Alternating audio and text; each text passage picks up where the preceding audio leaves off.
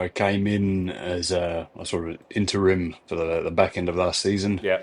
for Czech Republic and Prague, and then we played Sweden and Poland at home.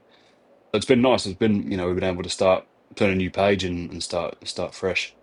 It's all good having the philosophy, but if you don't have the cattle to do it, then it makes it hard. We knew that we had to make it, put a big focus on playing territory, because if we played in the right areas of the game, then opportunities would come and we wouldn't put ourselves under pressure.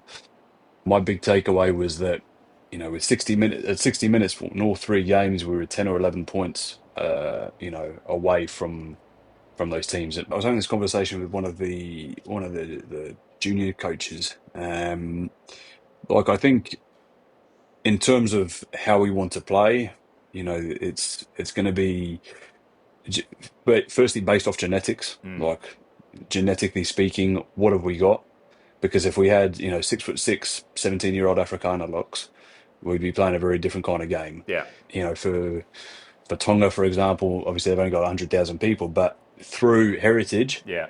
there's a lot more Tongans around the world, whether it's the States or Australia or New Zealand, than there are Luxembourgers.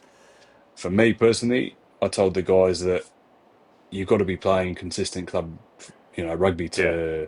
Be to get it spoken looking. about. Did he take much convincing, or was it a case of it kind of fitted, or when he turned up, did he walk away and say, "What the fuck have you signed me up to"? How do I narrow it down into going right? I'm going to need two bits of information. If I go even to three or four, they're not even going to, yeah. And you've got 72 hours. What effect can you have? Share an idea, you get three in return. And I think that's a philosophy that I've kept with me since. It needs to be punchy. It needs to be dynamic. It needs to be memorable. Let's make the meetings fun. Let's make them dynamic. Not just sit there and look through a bloody playbook of you know X's and O's. Let's try and bring it to life a little bit. I told him, look, I don't think the cubicle life is for me. If rugby is rugby, but the other side of that is that, okay, you need to be able and be willing, and this applies whether it's grassroots or professional.